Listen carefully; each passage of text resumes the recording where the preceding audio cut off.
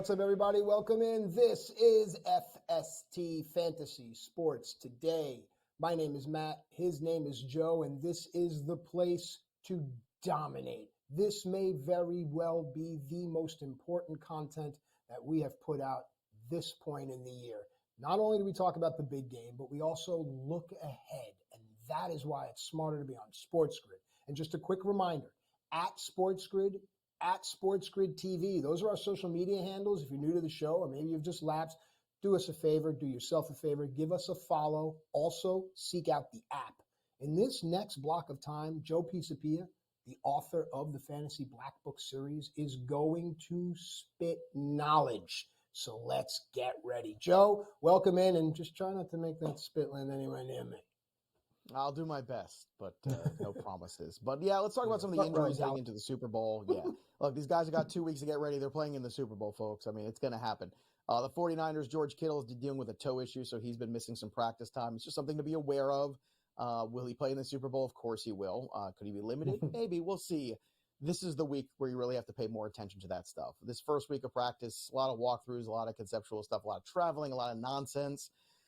So don't worry too much about this. The Chiefs, Isaiah Pacheco, also dealing with a toe and an ankle issue too. He's been banged up all the time. It's a thing that I keep talking about when it comes to Pacheco. I love Isaiah Pacheco. I love the dude. I love the story. He's a Jersey guy. Got to support our Rutgers guys here.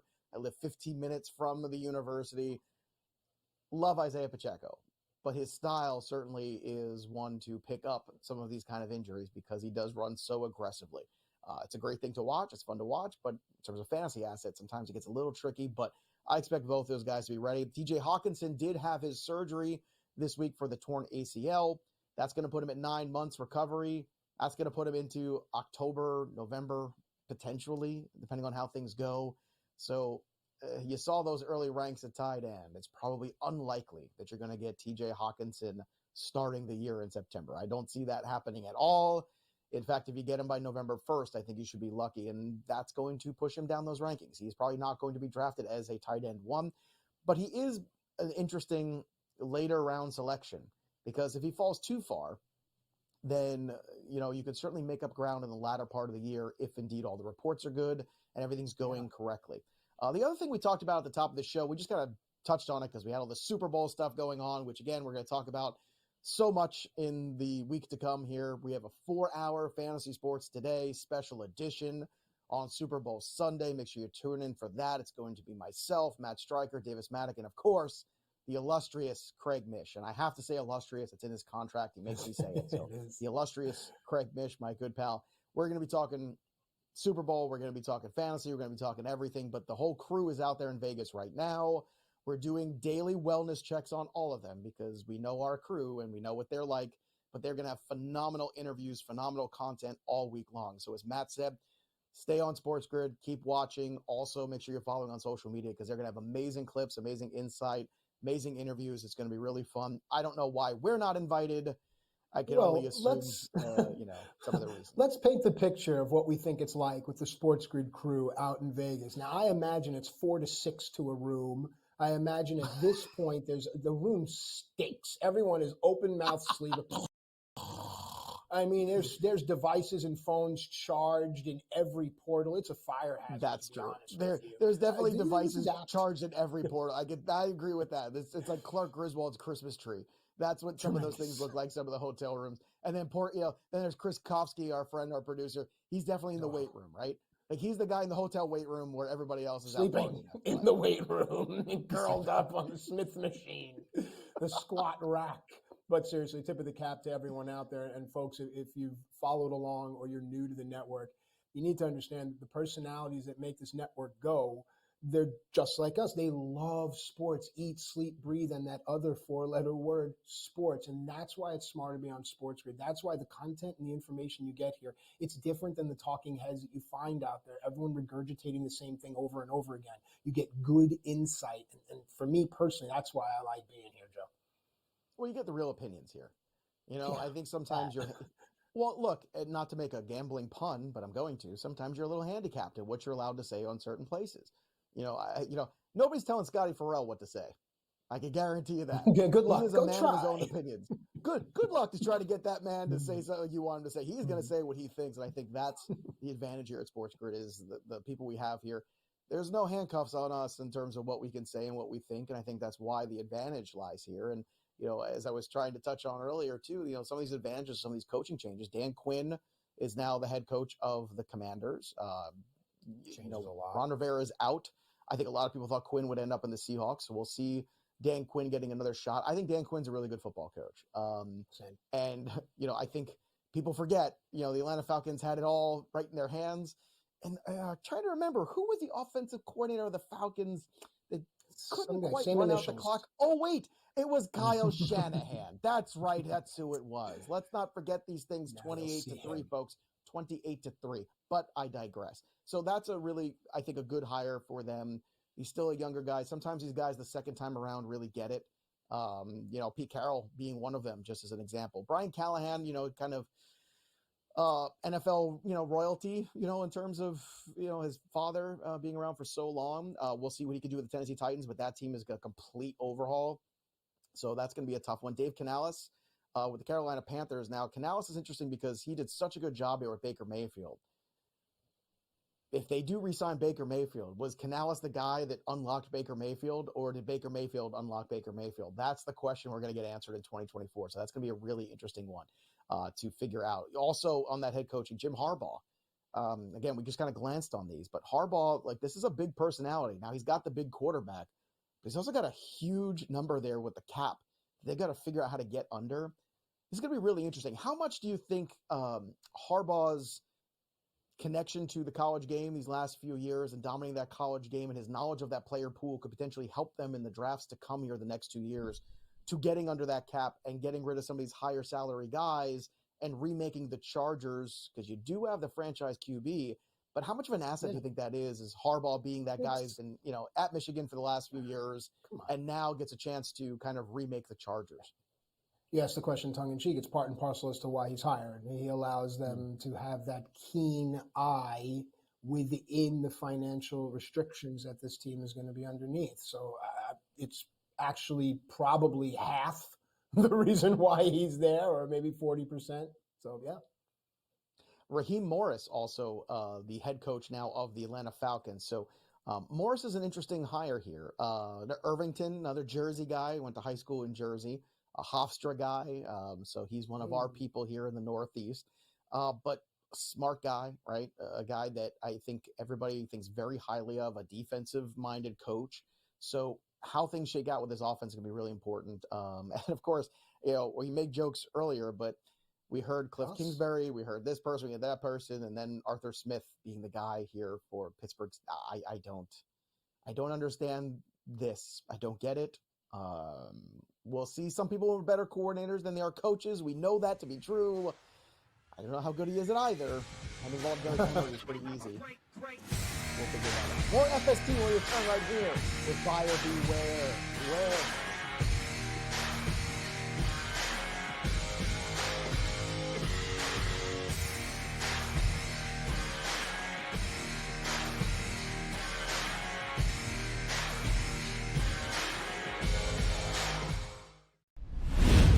Super Bowl is set in Vegas. We get a rematch from just a few years ago.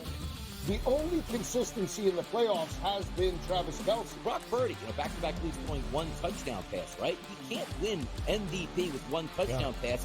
I hate the Chiefs, but I bet on them. This is going to be a game that is played inside a field goal now from a spread perspective. All that matters is there's one game left, the big game. It's smarter to be on SportsGrid. Purdue on the road in a very difficult place to win in Piscataway, New Jersey. Not in Jersey Mike's Arena, but in the rack. And it was tight. You still have to win these games. You can talk about even equate it to the NBA. OKC just rolling into Detroit, going, this is going to be an easy victory, and not coming away with the W because you're not focused here. Good move there for the Purdue Boilermakers. You can take a look at Zach Edey. The early line. Only on SportsGrid. To the big news here. A big push for Georgia to get things going as far as legalized sports betting. And Pat, I don't want to get people too excited. It's not like this is happening this year. The Senate version and the House version, and then they're going to have to get a couple of people from each chamber together and kind of wrestle out the details of what exactly sports betting in Georgia might look like. Newswire, only on SportsGrid. I can tell you, like, Las Vegas is heavy San Francisco territory. All right, there are a ton of Niner fans, man, in Las Vegas and in Nevada, and specifically Reno. Reno's close, obviously, right? So, like, Reno's numbers will be a little bit different, but the total of 47.5. I get it. Sports Rage Late Night, only on SportsGrid. It's smarter to be on SportsGrid, your 24/7 sports wagering network.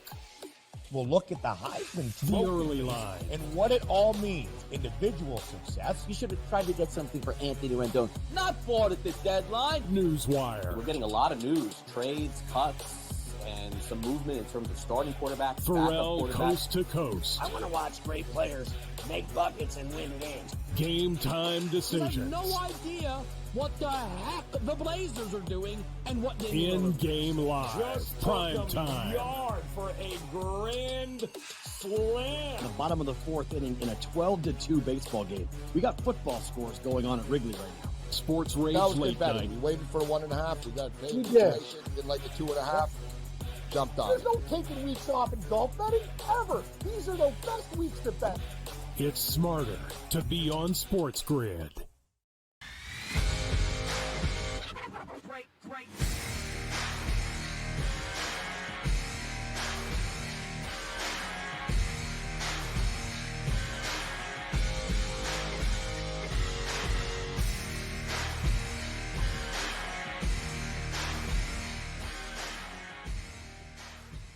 All right, welcome back into FST Fantasy Sports today. Matt and Joe with you here, talking everything you need in order to dominate. And the conversations during the break spill over into the show, and it sets up a perfect segment. Buyer beware, talking about injuries, when you know you have them, what to do.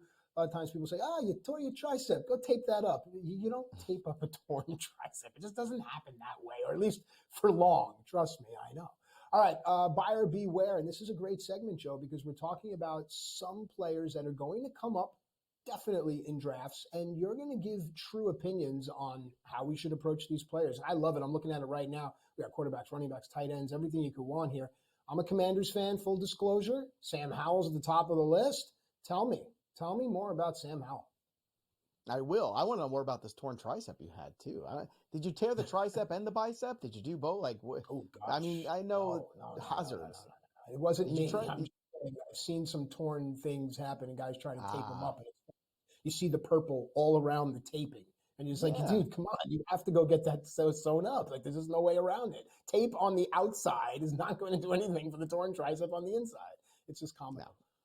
There you go. Anyway, all right, there you go. continue. See, industry insider knowledge from a professional, Matt Striker. All right, let's get to Sam Howell. Let's talk about him. He finished as QB 11. Did you know that? He also had 21 touchdowns. The problem is he also had 21 interceptions. So Sam Howell, bit of a mixed bag, you might say, for the season. There were some glimpses where you feel good about it. Now, Dan Quinn takes over here for the Washington Commanders. Dan Quinn is a defensive head coach. So it's going to be really interesting to see what happens here. You see, the passing yards, you see him at 3,946. Completion percentage pretty decent. It's the interceptions. It's the turnovers that really derailed Sam Howell. Sam Howell would make a lot of bad decisions trying to make too many plays. Now, that's indicative of a young player figuring it out. Can you instill the discipline in Sam Howell over the next season to not make those decisions, to not try to play hero ball, to take a sack and live to fight another day? Because that's what good quarterbacks do. Sometimes the play can be made, sometimes it can't. It's something that you've seen Baker Mayfield tighten up. When nobody thought, including me probably, that Baker Mayfield could ever tighten that up. But he did. And he did over time, and this year was indicative of how good he could be. Now, Sam Howell has a lot of the same skill sets. He's a mobile quarterback, right? He can move in the pocket a little bit. He can make plays. He's got a little bit of that gunslinger mentality in him too. But you never know what's going to happen here with a new head coaching regime. When a new coaching regime comes in, things tend to change. So Sam Howell's going to be on a short leash. I would not be looking at Sam Howell as a guy that can copy and paste a QB1 performance next year. I just don't think it's going to happen, especially when you got guys like Jordan Love, who's already ranked at 13. No way, not happening. So those guys are going to push. Not to mention, you got guys like Caleb Williams and Drake May and a few other quarterbacks coming into the league that could have seasons that look a lot like C.J. Stroud. So Commanders are in a precarious spot here, as is Sam Howell. If Sam Howell is a guy that you have in a dynasty league in Superflex, this could be the peak time to trade him.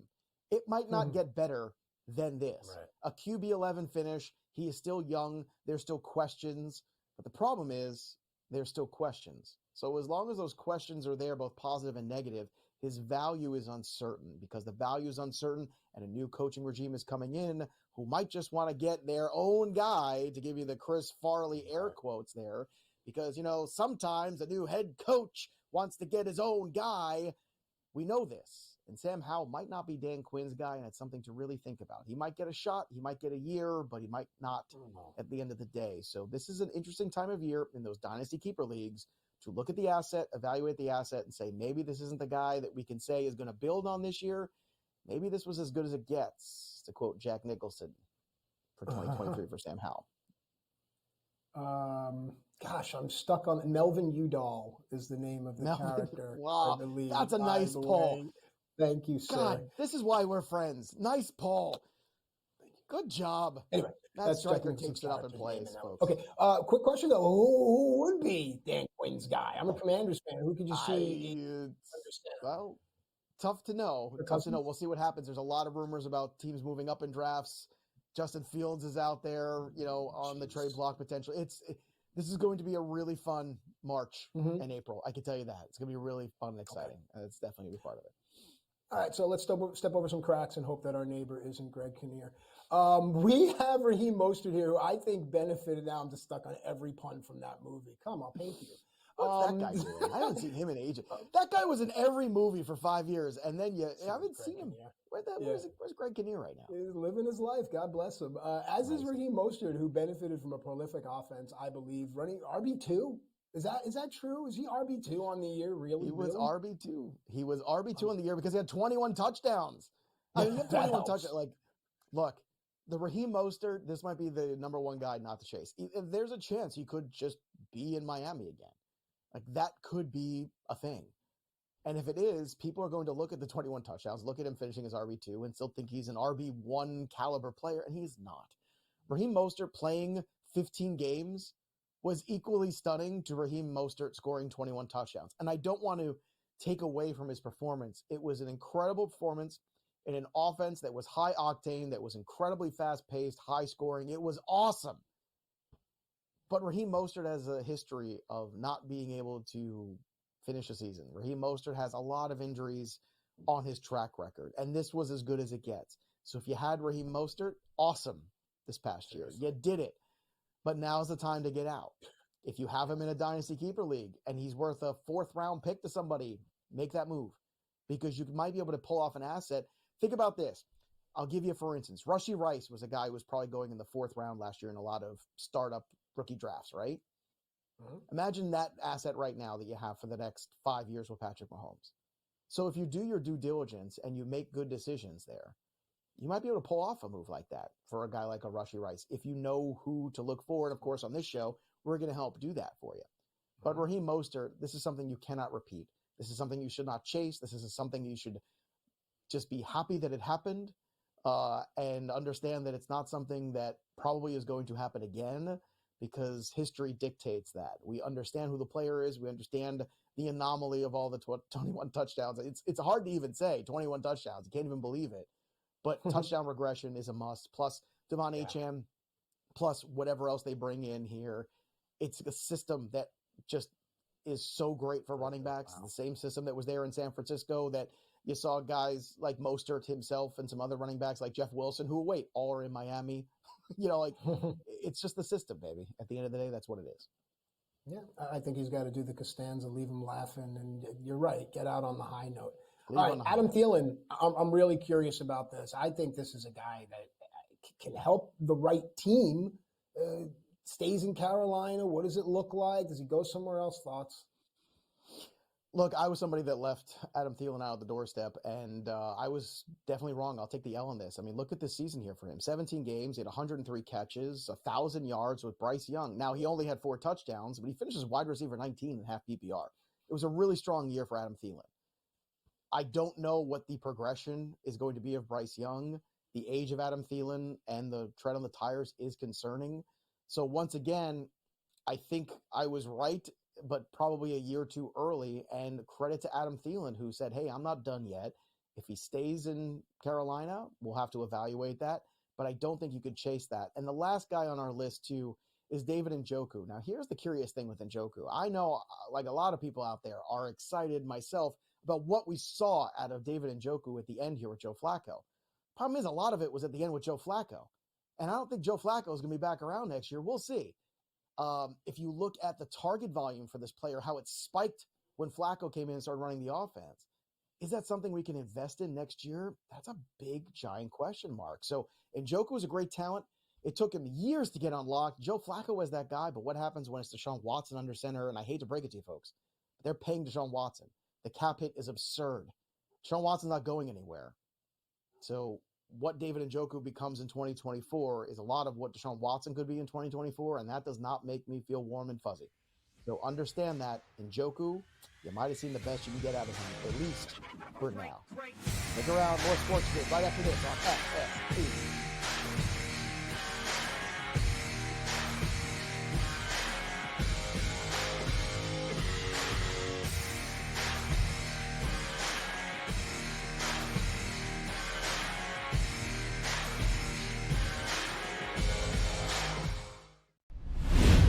Super Bowl is set in Vegas. We get a rematch from just a few years ago.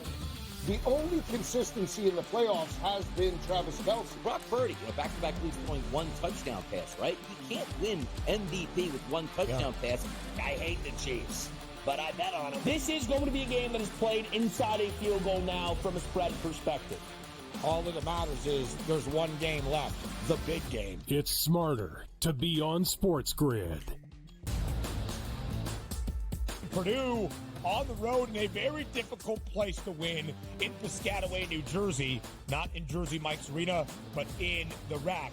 It was tight. You still have to win these games. Like, you can talk about even equate it to the NBA. Like OKC just rolling into Detroit going, yeah, this is going to be an easy victory, and not coming away with the W because you're not focused here. Good move there for the Purdue Boilermakers. You can take a look at Zach Edey. The early line. Only on SportsGrid. The big news here. A big push for Georgia to get things going as far as legalized sports betting. And Pat, I don't want to get people too excited. It's not like this is happening this year. The Senate version and the House version, and then they're going to have to get a couple of people from each chamber together and kind of wrestle out the details of what exactly sports betting in Georgia might look like. Newswire. Only on SportsGrid. I can tell you, like, Las Vegas is heavy San Francisco territory. All right, there are a ton of Niner fans, man, in Las Vegas and in Nevada, and specifically Reno. Reno's close, obviously, right? So, like, Reno's numbers will be a little bit different, but the total of 47.5. I get it. Sports Rage Late Night. Only on SportsGrid. It's smarter to be on SportsGrid, your 24/7 sports wagering network. We'll look at the Heisman The early line. and what it all means. Individual success. You should have tried to get something for Anthony Rendon. Not bought at the deadline. Newswire. We're getting a lot of news, trades, cuts, and some movement in terms of starting quarterbacks, Pharrell coast to coast. I want to watch great players make buckets and win games. Game time decisions. I have no idea what the heck the Blazers are doing and what they In-game live. Just Prime time. Yard for a grand slam. The bottom of the 4th inning in a 12-2 baseball game. We got football scores going on at Wrigley right now. Sports Rage That was Late good betting. Night. We waited for the 1.5. We got paid. We did. Did like the 2.5. Jumped on There's it. no taking weeks off in golf betting ever. These are the best weeks to bet. It's smarter to be on SportsGrid. All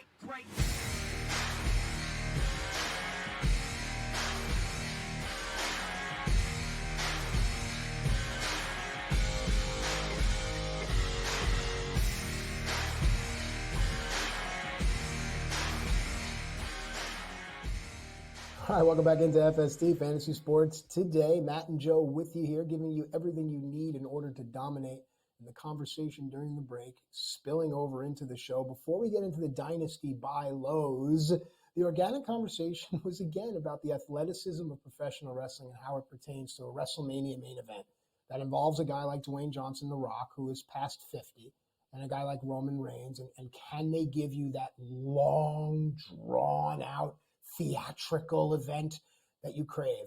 Joe questions that. I, on the other hand, being in the ring, understand. Give a guy like Dwayne some time to get in shape and give the Shakespeare of what we do in pro wrestling. And they can go out there for 30 minutes, and I promise you, you will be entertained. Yes, Joe, you are right. A guy like Cody Rhodes can flip and fly and give you the oohs and the ahs for the 20 minutes. But a lot of people believe in the story, the long burn. That's my lead into the dynasty buy lows. I'll let you respond, and then you can take it away with Kyle Pitts. There's Do no the show Greg you want to Sussman. see. Greg Sussman, this is it now. We have to have a WrestleMania special here on the program. Like, I don't want to hear about it. You have to carve us out 1 hour for WrestleMania preview. I mean, there's betting on it. There's You can bet on wagering. it. Yeah, there's wagering all day. Why not have? I mean, I do it on Betting Pros. I just did a video for the Royal Rumble with the picks there. Guess what? Made money on them. Had Cody at 2-1. Pretty good. Won that. Won Bailey too at 5-1. Not bad. So look, let me tell you something. You're right about the long-term storytelling, all that stuff. You're right about, yeah, we could stare at each other for a half hour and everyone's going to get goosebumps and all that stuff. I don't want to watch anyone stare at each other anymore. Okay? I've been there. I've done that. It's over. I'm bored with it. I want to see them follow through on something. It's about follow through at the end of the day. It's about building something. And I like that they didn't give it to me last year. I like that they made me earn it this year. But if you're not going to do it this year, then what the hell did you do last year where you punked us? That's my problem, Matt Striker. So please, Greg Sussman, give me an hour to debate this with Matt Striker. I promise you it will be good television. We'll talk wagering. We'll talk picks. It'll be fantastic. Matt can get all of his good friends on the program, too. We could get their prediction. It'll be a great show. Hit us up at SportsGrid if you want to see that show. Let's talk about the Dynasty buy low. And I fired up about this morning. Nice. All right. You can go listen to In This Ring podcast, my wrestling podcast, if you want to hear me yell and scream about this some more. There you go. Shameless promotion. All right, let's get to this. Dynasty buy lows. Kyle Pitts. Let's start there. Kyle Pitts, rookie tight end year. He had 1,000 yards receiving. That was kind of unheard of, right? It was him. It was Mike Ditka. There's your rookie tight ends that had success in the NFL. Now we have Sam Laporta. We have some other guys who will come in this year too. Dalton Kincaid. All of a sudden, rookie tight ends are a thing. But we've all forgotten about Kyle Pitts. I am going to try not to blame Kyle Pitts' failures all on Kyle Pitts. I'm going to blame it on Marcus Mariota and Desmond Ridder. And I'm going to blame it on Taylor Heineke and Arthur Smith. How you have an asset this talented who dominated at Florida, dominated in the red zone. How you don't utilize this asset, I don't know. I hope that Raheem Morris has a plan in place to get something out of this offense. You have, check this out. How many teams can say this? You have a potential number 1 tight end, a potential top 10 wide receiver, and a potential top 3 running back all on your team. It sounds a lot like the Cowboys of the 90s, except one problem. You don't have Troy Aikman. So you got to go find your Troy Aikman. You got to go find your quarterback. And if they do this offseason, all of a sudden Kyle Pitts can turn things around. Kyle Pitts' productivity level was poor last year. Kyle Pitts' talent is still there. If you look at some historical track records, he's not the first tight end to struggle in the league who ended up having a great Hall of Fame career. Tony Gonzalez, if you go back and look at his arc, struggled for a little bit. Also struggled with drops early in his career. A lot of struggles for Tony Gonzalez before he became Tony Gonzalez, all-world, one of the greatest tight ends to ever play. Kyle Pitts has all the makeup physically to do that. He just needs the quarterback play and the system in place to do it. So I'm not ready to give up on Kyle Pitts yet. He is too talented. Now, after this year, if they bring in a capable quarterback and it fails, okay, fine. But it's going to cost you nothing to find out.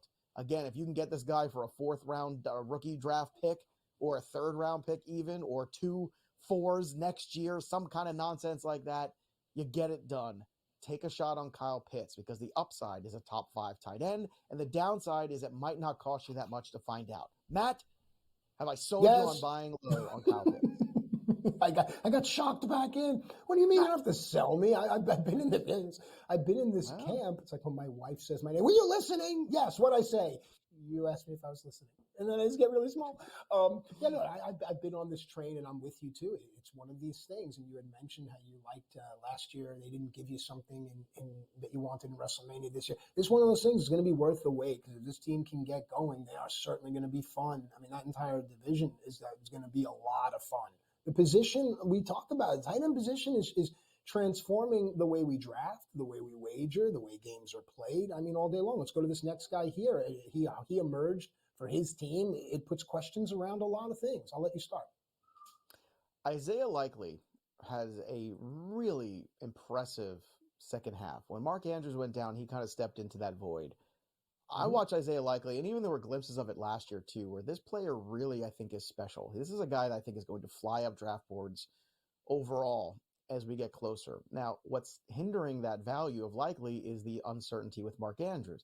Mark Andrews is a wonderful player, but Mark Andrews is also a player that's expensive. And I think when you're looking at a roster and the salary cap of the Baltimore Ravens, it would not shock me if he was a cap casualty. Because if I was looking at this roster, I would say to myself, can we get by with Isaiah Likely at tight end? He's younger. He's healthier. He was really good down the stretch. Lamar seems to have a good rapport with him. He seems to trust him in big spots.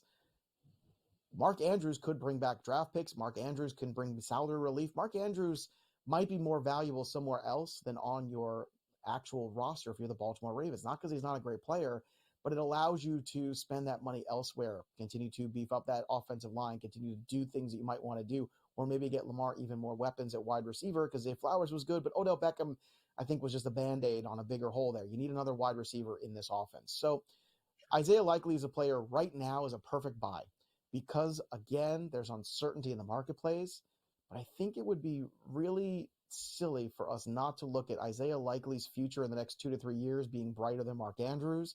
And once again, like Pitts, this might cost you very little to find out. I'd love to be buying low on Isaiah Likely right now with the Baltimore Ravens. I've been resisting the urge, and I really can. And not bloody likely, but no, Not I'm with bloody you. likely. I'm really with you, and I get it. But I think it just opens up a bigger discussion on how we wager and how we play, especially DFS2 and where we rank everything. All right, so more for the Dynasty buy lows, keeping that in mind that is the segment here. Talk Pitts, talk Likely. Let's go to a wide receiver in Green Bay because we have given some love, no pun intended, to the quarterback, and we do think that there's a bright future there, but somebody's got to catch the football. Who's it going to be, Joe? Well, Jaden Reed was the guy catching a lot of footballs, and then Romeo Doubs had some moments too. But if we're talking about pure talent, Christian Watson is that guy. He is that game breaker, and he was just never healthy all year. He had the hamstring issues and then re-aggravated the hamstring issues. So I want to chalk up 2023 to not a year where Jordan Love, wasn't any good, because he was, especially after, in the second half of the season. The guy was just tremendous. He started limiting those turnovers. You could see it was just a different, more confident quarterback. He was a quarterback that went into San Francisco in the playoffs and almost came out with a victory, and that's super impressive. And he also had his victory in the playoffs. So I want to give Jordan Love a lot of credit, and also give him credit for knowing what he did wrong at the end of that game.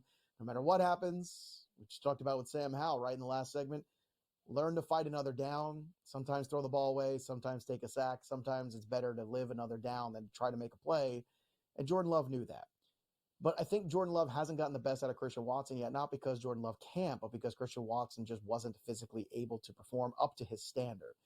Now, all of a sudden, they become a really interesting offense with those 3 wide receivers. Depending on Aaron Jones' health or what they do in terms of drafting a running back, we'll see. But Jordan Love has a really good grouping here. Jaden Reed was very solid. Romeo Doubs, good enough. But Christian Watson is that guy who's that game breaker. Christian Watson is the guy, you hit him in stride, he is gone. He is big, he is strong, he is fast, he is all the things you're looking for the prototypical 2024 wide receiver. So Watson's a guy right now that had some injuries in his rookie year. Aaron Rodgers got something out of him. It was pretty exciting. There were some moments that were stunning. But again, it was very efficient, so the metrics don't love him necessarily. You think, it's not sustainable. I think it's sustainable with Jordan Love. And I think it even could grow into something better. Now is the time to buy, because I think a healthy Christian Watson in 2024 could be a special one. And the last guy on this list, too, that is really worth talking about, actually, two more wide receivers, really. Josh Downs of the Indianapolis Colts. I continue to go on and on about what the Colts' potential is, and it really is tied into Shane Steichen. I am excited about this guy as a head coach. I think when you removed him from the Eagles, you saw just how important he was. You saw the Colts with Gardner Minshew become a playoff caliber team. I don't think that was a small feat. I think a lot of that had to do with the coaching. And I think that Josh Downs is a receiver that really fits the mold of the arm strength of Anthony Richardson. And the last guy to talk about is another wide receiver, which is Quentin Johnson, who had his rookie year go, I think, as poorly as it possibly could. Quentin Johnson is not a perfect wide receiver, but when you go back and watch the tape at TCU, there's things that Quentin Johnson does well, but Brandon Staley just did not care. The offensive coordinator just did not care.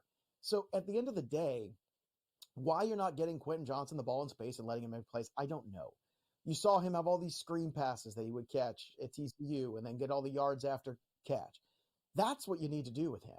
And I think Harbaugh, coming fresh out of that college game, seeing him play as much as he did, understanding how to utilize the best out of these young talents, I think it would be a really interesting dynamic, especially as Keenan Allen gets older, where Quentin Johnson might get more opportunities, and with a much better offensive mind in Harbaugh to maybe unlock some of his better potential. When we come back on FST, we're going to continue the conversation with my breakout for next year. Who's on that list? I'll tell you.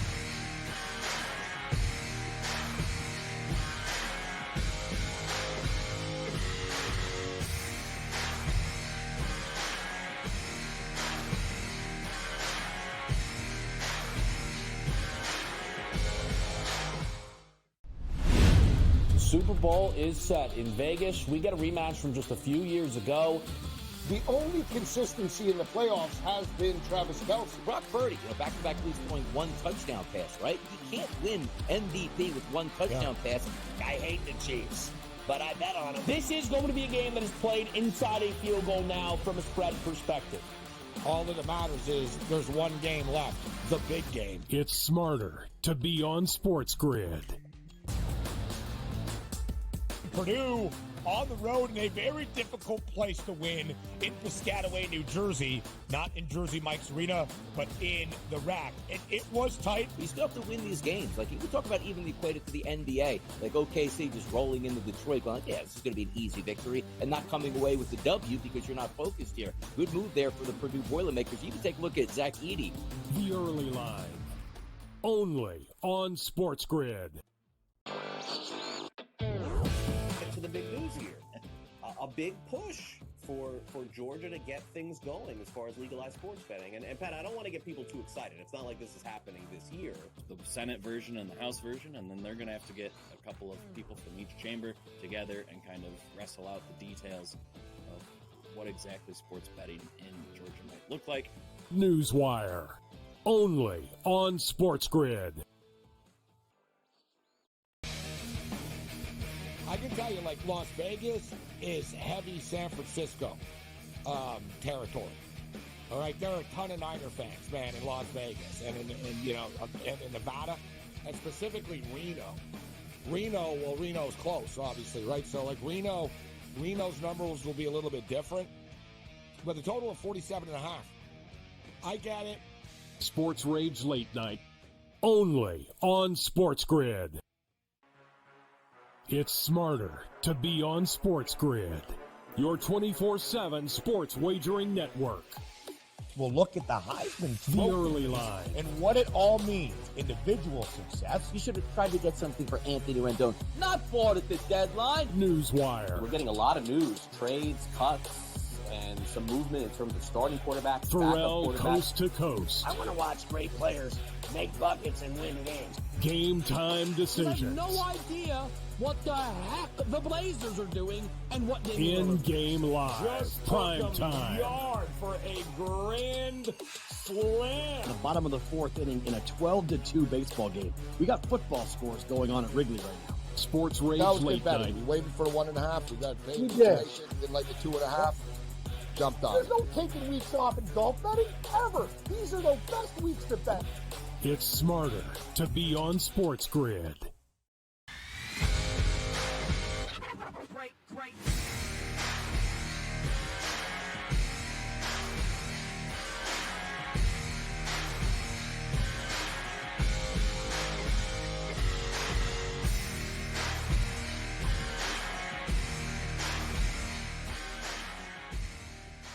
All right, folks, back in on FST Fantasy Sports today. Matt and Joe with you here. Just a couple buddies getting together, talking sports.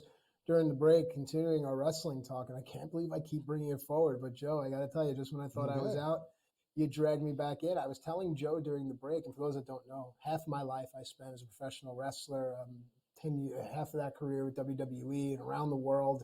But in the last 5 years, starting a family, it's lapsed. It really has. I don't think I've watched a stitch of pro wrestling outside of anything to which I've been assigned. But hearing Joe talk about it with the passion that he has, as well as his background as well, it starts to, some embers start to flicker. I will say that. And as passionate as Joe is about wrestling, more so about football, baseball, things of that nature. And we're going to get to all of that. Right now, it's time for Joe's 2024 breakouts. And I think this is a very important segment for those that don't know. And Joe, I'll continue to sing your praises. Author of the Fantasy Black Book series, and it has changed the way so many people look at individual players, look at the players around them, and how they wager on sports, whether it's fantasy, DFS, straight up wagering. The Black Book has changed people's lives, and we're very, very, very lucky to have the guy that penned it from his mind to his hand to paper, digital, whatever it is. So, Joe, 2024 breakouts, I'll let you start with a quarterback that you've made me excited about. Go. Well, good. And if you're excited about baseball season, go get the Black Book for baseball on Amazon right now, because fantasy baseball is just around the corner. And I know there's one thing Matt is excited about. I might be excited for football and wrestling. I'm excited about baseball, but nobody's more excited about baseball than Matt Striker, folks. That he is, buy him some peanuts and Cracker Jacks. He's a happy man. Like, that's all he wants right now. Just give it to him. Give him what he wants. Another wrestling reference there for you. All right, let's start with Anthony Richardson. There you go. No surprise here. I know it was a small sample size. I know. But this guy is special. This guy is built differently. This is a dude that has the body of a linebacker, the arm of, Dan Marino, and the legs of Lamar Jackson. I mean, you just don't, those memes where you build the quarterback with all the perfect pieces, like, it's all there. And the dude is solid. Like, he is not a guy that you're worried about in terms of work ethic. You're not a guy in terms of character. He is a leader. Everybody loves this kid. I've seen so many interviews with this guy. I wish I could interview him because he just seems like such a solid guy. He is still a little green. That's okay. That's what they said about Josh Allen, too. And who's the number one quarterback in fantasy this past year? Josh Allen. Who's the number one guy on the board in fantasy going into 2024? Oh, right, it's Josh Allen. Mm-hmm. But who could challenge him? I think it's Anthony Richardson. So let's take a look back at the game logs of Anthony Richardson. That first game against the Jaguars, 223 passing yards, also 10 rushes for 40 yards. He finishes QB4 that week. Now, the next week against Houston, a tougher game. Obviously, he was stunted in that game, had some issues. He still put up 18 points, though, because he had 2 touchdowns, and rushing touchdowns, again, matter. So even when it's not pretty, it's still productive when it comes to a guy like Anthony Richardson. So keep that in mind. Also, now that we have some perspective on that week 2, it turns out the Houston Texans defense is a little bit better than people thought it was going to be. So let's give the Houston Texans defense a little bit of credit here, because that defense did play very well last year, and that was a playoff team. He missed week 3 against the Ravens, then in week 4 against the Rams, another 200 yards passing, another 56 yards rushing, and 3 more touchdowns. 30 fantasy points in that game. He was QB2 on the week. Then, unfortunately, the game against Tennessee, which, by the way, he started off like a house on fire. He looked phenomenal in that game before getting hurt, and the rest is history. So I'm not trying to extrapolate stats. What I'm trying to say is, if we have a healthy offseason for Anthony Richardson, if we bring back Michael Pittman, if we continue to do good things, you saw how well that offensive line played. You saw that they got Zach Moss running the football looking like a stud. Zach Moss off the scrap heap. So a healthy Jonathan Taylor, who is now signed and in tow, you hope for a better season for him. I think part of the Jonathan Taylor disappointment and the injuries were, whenever you have a guy, and you understand this, Matt, it's like pitchers and every other athlete, same thing with wrestlers. When you take them out of their routine, it's hard to get in that routine and stay healthy. The body just doesn't react the same. He didn't have the normal routine because he didn't have the normal progression of the season. He came in 4 weeks late because of the holdout. Then he signed, and then it was a little back and forth with injuries. It was not good. Let's hope that next year is a clean slate and Jonathan Taylor gets back to himself. Because if Jonathan Taylor is right and Pittman's back in the fold, and you've got Downs, and you've got all these pieces with that offensive line, and Shane Steichen running this offense, Anthony Richardson could be a very special player. I want to look ahead. I can't wait to bet the over on the win total for the Colts, because my guess is it's going to be somewhere around 9, somewhere in that range, maybe 9.5. I think they're a double-digit win team, and I don't think it's going to be close, because I think that division is very much up for grabs. Let's talk about Anthony Richardson. Let's talk about the Colts. Again, I'm laying out a small sample size, but man, oh man, was it a good sample size to lay out. All right, I like it, and I will circle it, and I'm with you with regards to the futures. Always, that's the way to make your money, especially with baseball coming up. Look at your futures, get those tickets now, put them away. Joe is really big into cashing those tickets back in when the odds change. He's so brilliant in the way that he manipulates it. You're Otani-esque with the way you find these loopholes and not pay taxes. I love you. All right, you mentioned Jonathan Taylor, so let's go to a running back that you think is the way to go for 2024. It's not Jonathan Taylor, but it is a guy that his future depends on what the guy in front of him does or what happens with, and I'll let you pick it up from there. Let's go out to Vegas. What do you like? Yeah, let's go to Vegas here, and let's talk about Zamir White, because look, Zamir White's another one of the long line of the Georgia running backs, right? Like, that's a running back factory place. They always have been for many years. Sure. So I think when you're looking at Zamir White, you're looking at a player who could potentially take over this spot here. Josh Jacobs, again, we're getting to that precipice with him where it's kind of make some hard decisions. And when Josh Jacobs got hurt down the stretch here in week 15, Zamir White literally picked up the slack. He had 18 full PPR points in week 15. He had 15 against the Kansas City Chiefs. He had a great game at 145 on the ground.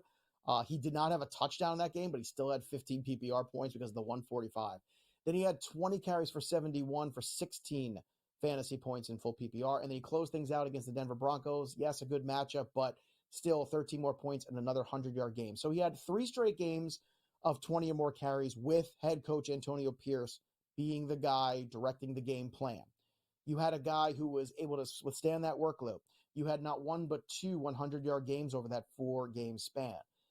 I think you're going to see an evolution here of the Raiders if Antonio Pierce can continue what he kind of showed you last year at the end of the season, which is we're going to play defense, we're going to play fast and loose, we're going to run the football.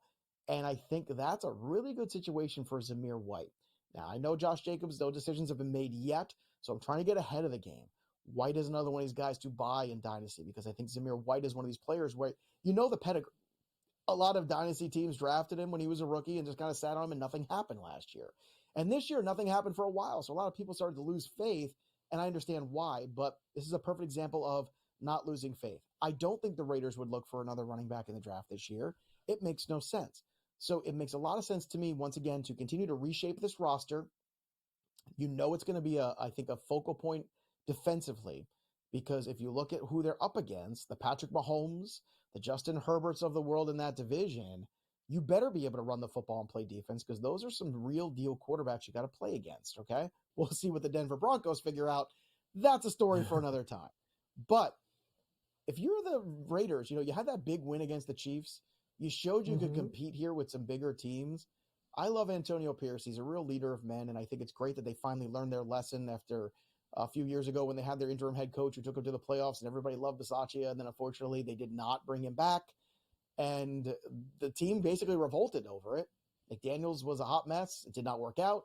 Now Antonio Pierce is that guy, and I think Zamir White might be the guy along with him that you want to be buying right now and understand there could be a breakout, because if he gets that full workload, he could be a huge fantasy asset and a guy you don't have to draft in the first 2 or 3 rounds. Maybe he's a 4th-round pick, but he might perform as a low-end RB1, and that would be a spectacular return on investment, Matt. Absolutely. Great job, as always. I mean, at this point here, a week before the big game, to get me excited about next season and the seasons beyond says a lot just about your command. All right, let's head out to Tennessee, where a lot of people are wondering what happens. There's a vacuum left after the days of Derrick Henry. So where can we go for the future of Tennessee football? Well, I think you saw glimpses of the future with Tajay Spears. Derrick Henry gave his farewell speech, and I think everybody in Tennessee, rightfully so, absolutely loves Derrick Henry. Derrick Henry, I think, wants to go win. And Derrick Henry's going to go to, I think, a contending team, and I think he could be a real asset still, especially in the right system, especially if you have a real-life offense with a real-life quarterback where they're not stacking, 8 guys in the box to stop Derrick Henry all the time. All of a sudden, Derrick Henry might have one more good year in him in the right situation. But the situation for Tennessee is going to be Tajay Spears. They drafted him. He's there. I know it's a new head coach, but I don't see any reason why Spears can't be good. And if we're talking about, the situation here with Brian Callahan, you have to look at this roster and say, we have a lot of questions at quarterback with Will Levis. We have a lot of questions on this roster everywhere. I think the one thing you feel good about is Spears. Spears showed you that he can catch the football out of the backfield. He had some really good games in terms of being a receiver. He had a lot of RB2 finishes there at the end of the season. So I think that Tajay Spears showed you in his rookie year there's a lot to grow on, a lot to build off of. And he was a player who had a good college career, but also had a really good combine. I think Spears was a guy that, if you look at the combine numbers and you look at the combine performance there, he popped to me as a guy that would be a good NFL running back. And he's an all-purpose guy. He's a 3-down back, in my opinion. He can catch the ball in the backfield. I think he could be an early down guy. You just got to give him the opportunity to do that, and I think he can do that. You'll probably get another veteran in that grouping, too, just for insurance. I would not let that steer me away from Tajay Spears in drafts. And if you are in dynasty startup leagues and those drafts are coming up in a couple months, Spears is a great investment because he's basically just the second-year running back guy that now going into 2024 is going to have his run in the backfield, and volume is king. Just take a look at Rachaad White. That's a perfect example of what that offense could look like potentially in terms of the volume for Tajay Spears. And Rachaad White was one of the best ROIs you got on the board last year. Spears could be that in 2024. All right. I believe he's entering his 3rd season. We were on him from the beginning, but Atlanta certainly is going to be fun. Drake London is a guy that we've talked about, finally ready to break out. I hope so. I mean, I'm just waiting to see what the quarterback situation is because Drake London is an extraordinary talent. I mean, this guy has the size. He can high point the ball. He could be a guy in the red zone. He's a guy that will fight for the football too.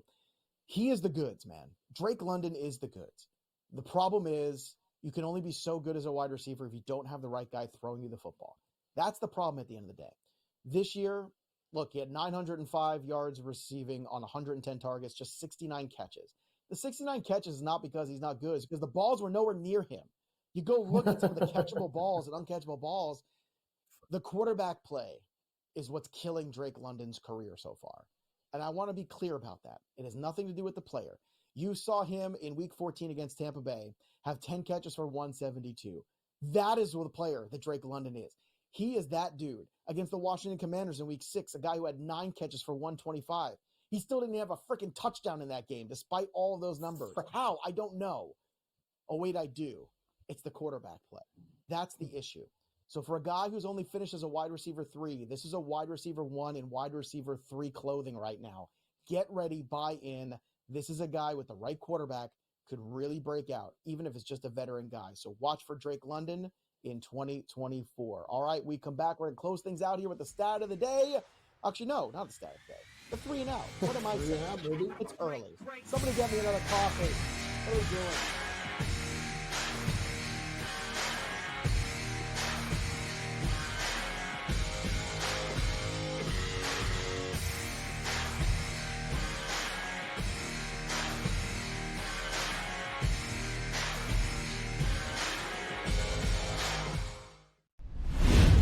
Super Bowl is set in Vegas. We get a rematch from just a few years ago.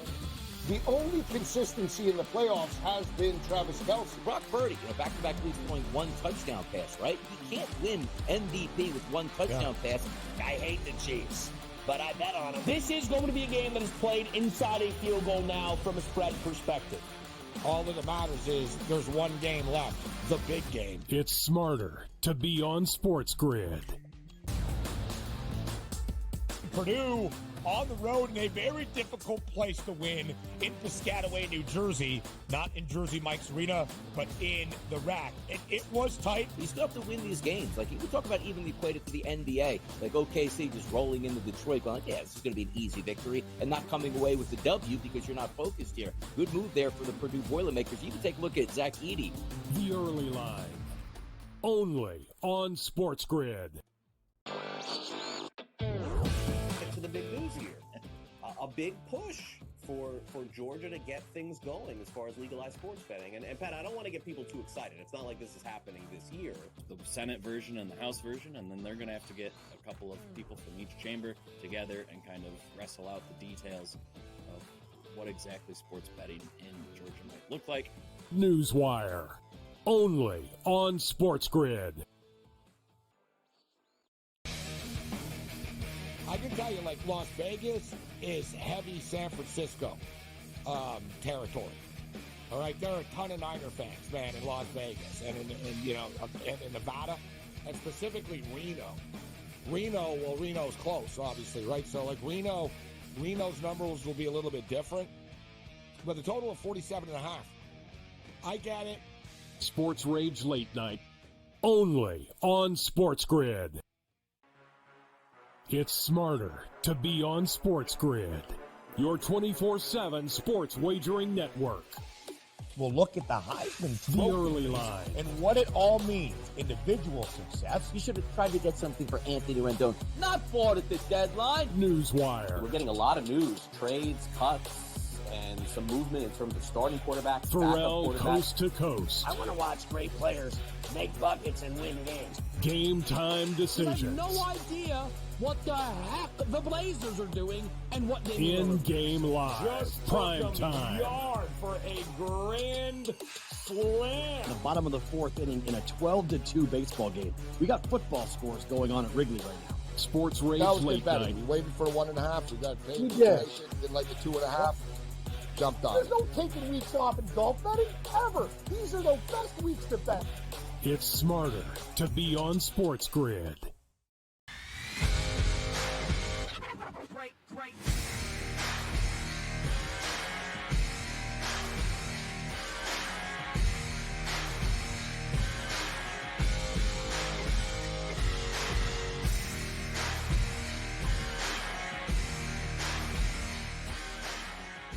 All right, folks, welcome back into FST Fantasy Sports. Today, we gave you everything you could possibly need, not only to be ready for next week, but that we will give you 4 hours worth, but also to be ready for next season. And that's it. You know, failure to prepare is preparing to fail, something like that. Benjamin Franklin, I don't know. Joe, it's time for 3 and out. You take it from here. There are 3 things that have stood out to you. Let's talk about them. What do you got? Yeah, 3 things to watch for, and it's going to be pretty soon. We're going to be turning the page to baseball, if you can believe it. But next week, you got to watch the 4-hour FST special. Craig Mish, Davis Maddock, Matt Striker, and this guy, Joe Pisapia, talking Super Bowl, talking fantasy, talking 24, talking props, getting you all ready for Super Bowl Sunday. It's going to be a fun time. It's going to be a great show. We want you to be a part of it. And, of course, Pro Football Today for, 742 hours. I don't know how many hours are going to be on, but they're going to be a lot. Head coaching hires, all done. Everybody's done, right? No Belichick, no Vrabel. I mean, you got the winningest head coach basically in the history of the NFL out there. And then you got probably the best head coach free agent we've seen in a very long time. I don't know. I don't understand these things, but we'll see what happens. Also, you have more offensive coordinators and defensive coordinators to be named. So that's going to be an interesting thing to continue to watch because that's going to impact some of the values going on, and NFL free agency is right around the corner too. So we'll be looking closely at that in the weeks ahead. And then, of course, the Super Bowl hype, which I am putting on my earmuffs. And as soon as I saw the lineup at the Chiefs, it has stayed true. Normally, I'd be fading the public on a lot of these things, and I understand Vegas typically gets these things right. When Kyle Shanahan wins a big game in a big spot, I will believe it. Until then, give me Patrick Mahomes and Andy Reid. But we're going to talk about this all week long, and our coverage here on SportsGrid live from Las Vegas is going to kick off tomorrow. So some fantastic stuff going on. Actually, it might even kick off today for all I know. Tommy, today? Because everybody's done, there. kicked off. It's kicking off. Wait, let's just pretend it's kicked off already. Also, make sure that you are following us on social media too, so you can stay on top of all of that coverage as the Super Bowl train runs on. That'll do it for us with the story of the game goes on. From Matt, I'm Joey P. We'll see you next time, dude.